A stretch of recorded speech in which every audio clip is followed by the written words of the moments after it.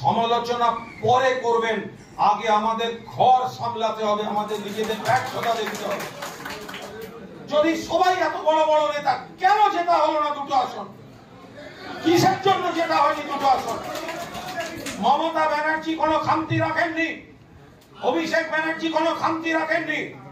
কেন এই সিট দুটো জেতা হয়নি? কেন কেন কেন জেতা হয়নি? কোথায় বাধা ছিল?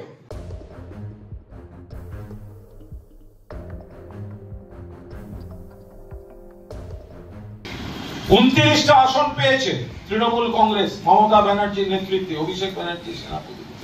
13 জন রাজ্যসভায়, 42 জন ভারতবর্ষের সংসদে, 29 জন লোকসভায়। একটা আত্মসমালোচনার জায়গা আছে। 21শে জুলাইয়ের পর আমরা সবাই আলাদা আলাদা আলাদা আলাদা বসে কোথাও একটা সিদ্ধান্তে পৌঁছতে হবে।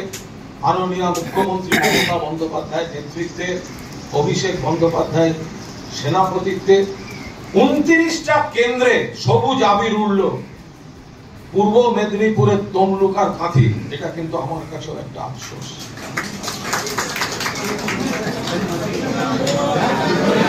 কোনো কথা হবে না, একটা আওয়াজ হবে না, যা বলবো শুধু আমি বলবো। অন্য যার বলার ঠিক ফোরাম তৈরি হবে, সেখানে আলোচনা হবে। এর বাইরে কোনো হাততালিও পড়বে না, কোনো কমেন্ট হবে না। পঞ্চায়েত নির্বাচন পর্যন্ত আমরা চেষ্টা করেছি সবাই, লোকসভা নির্বাচনও সুদক্ষভাবে চেষ্টা হয়েছে, কিন্তু আমাদের আত্মসমালোচনার জায়গা আছে। পূর্ব মেদিনীপুর একটা ঐতিহ্যশালী জায়গা। ফিরোজা বিবি শহীদ মাতা আমাদের এখানকার বিধায়ক। পূর্ব মেদিনীপুর, এপাশে তমলুক, ওপাশে কাঁথি। আমি ব্যক্তিগতভাবে মনে করি দুটো আসনই এবার আমাদের জেতা উচিত ছিল। আমি আবার বলছি, শুভেন্দু অধিকারী আমাদের সঙ্গে বিশ্বাসঘাতকতা করে গেছেন, তার সমালোচনা আমরা করি। শুভেন্দুর সমালোচনা পরে করবেন, আগে আমাদের ঘর সামলাতে হবে, আমাদের নিজেদের ব্যর্থতা দেখতে হবে। যদি সবাই এত বড় বড় নেতা, কেন জেতা হলো না দুটো আসন? কিসের জন্য জেতা হয়নি দুটো আসন? মমতা ব্যানার্জি কোনো খামতি রাখেননি, অভিষেক ব্যানার্জি কোনো খামতি রাখেননি। কেন এই সিট দুটো জেতা হয়নি? কেন কেন কেন জেতা হয়নি? কোথায় বাধা ছিল? আমাদের এই ভুলগুলো বের করতে হবে। কন্যাশ্রী চলছে, লক্ষ্মীর ভান্ডার চলছে, যে 29টা আসন জিতেছে সেখানে যা যা স্কিম চলে সেগুলো পূর্ব মেদিনীপুরের দুটো আসনেও হয়েছে, তাহলে আমরা বার করতে পারিনি কেন? মমতা দি তো সরকারের কাজে খামতি রাখছেন না, অভিষেক তো পৃষ্ঠপোষকতায় দলকে সাজাতে কোনো খামতি রাখেননি। তাহলে কিছু কিছু জায়গায় আমাদের ভুল হচ্ছে, আমাদের কোথাও ভুল হয়েছে। আমি ঠিক না আপনি ঠিক, এই করতে করতে আমরা খাল কেটে কুমির এনে ফেলেছি। এই ইগো রাখা যাবে না। 21শে জুলাই জনস্রোত করুন কলকাতায়, রাজ্য নেতৃত্ব যথা সময় এই জায়গায় হাত দেবেন, পূর্ব মেদিনীপুরে হাত দেবেন। খোল নলচে বদলে ঘুরে দাঁড়াবার লড়াই শুরু হবে এই পূর্ব মেদিনীপুরের মাটি থেকে। লক্ষ্য 26শে বিধানসভায় আবার সাফল্য নিয়ে আসা। সকলেরই কিছু না কিছু বক্তব্য আছে, আমরা যথাযথ ফোরামে সেগুলো শুনবো। এখন প্রথম কাজ ঘুরে দাঁড়াবার একটা ঐক্যবদ্ধ স্রোত দেখাতে 21শে জুলাই সবাই মিলে ধর্মতলা চলো। এরপরে রাজ্য নেতৃত্ব দেখছেন গোটা বিষয়টা চুলচেরা বিশ্লেষণ হবে। 16টার মধ্যে 15টা বিধানসভা হার আমরা সহ্য করতে পারছি না, এবং এর কৃতিত্ব বিজেপির নয়, এর অপদার্থতা আমাদের নিজেদের, আমাদের ঘরের। এইটা আমাদের সহ্য করতে হবে, সমালোচনা করতে হবে, ঘুরে দাঁড়াতে হবে।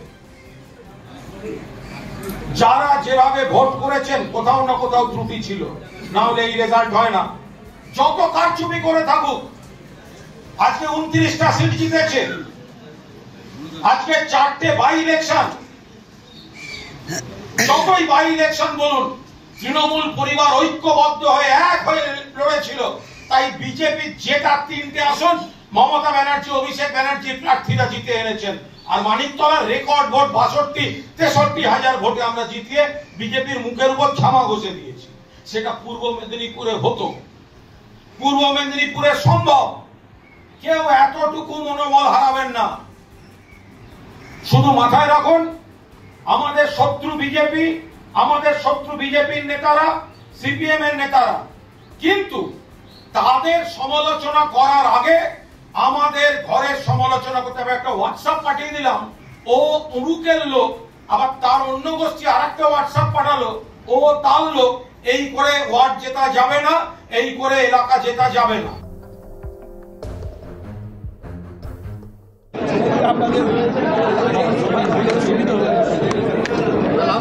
চলো, লোকসভা নির্বাচনে বিজেপির এবার খারাপ ফল হয়েছে এবং এই নিয়ে তাদের অন্দরের মধ্যেই ক্ষোভ। কেউ বলছে ইচ্ছে মতন আসন বন্টন হয়েছে, সাবোটেজ করা হয়েছে। অনেকের অভিযোগ যে কাউকে ডাকা হয়নি, বিভিন্ন রকমভাবে তাদের সাবোটেজ হয়েছে। আগামীকাল এই নিয়ে তাদের বৈঠকও রয়েছে, কি বলবেন? ওদের বিজেপির বৈঠক হচ্ছে গরুর গাড়ির হেডলাইট। কারা করবে? আগের দিন রাজভবনের সামনে একজন ধর্ণা দিল, সেখানে আবার দিলীপ ঘোষ আর সুকান্ত মজুমদার নেই, নিজেরাই দিলীপ ঘোষকে সরিয়েছে। এরা গোষ্ঠীদ্বন্দ্বে দীর্ণ, এরা মানে কে কার বিচার করবে? ফলে বিজেপি এখন একটা ভঙ্গুর, ওদের নেতৃত্ব গোষ্ঠীদ্বন্দ্বে দীর্ণ, নেতৃত্বের গ্রহণযোগ্যতা নেই, বিশ্বাসযোগ্যতা নেই। বিজেপির নেতৃত্বের উপাদান হচ্ছে চচ্চড়ি রাঁধার মতো, চচ্চড়ির উপাদান দিয়ে কখনো বিরিয়ানি রাঁধা যায় না। এই গোষ্ঠী বলবে ওরা ডুবিয়েছে, ওই গোষ্ঠী বলবে এরা ডুবিয়েছে। ফলে এই ধরনের বৈঠকগুলো লোক হাসানো। আমরা তো আবার শুনছি আদি বিজেপিরা নাকি আবার এদের বিরুদ্ধে আলাদা একটা ধর্নায় বসছে। এ তো সব আরো কত সার্কাস দেখতে হবে কে জানে।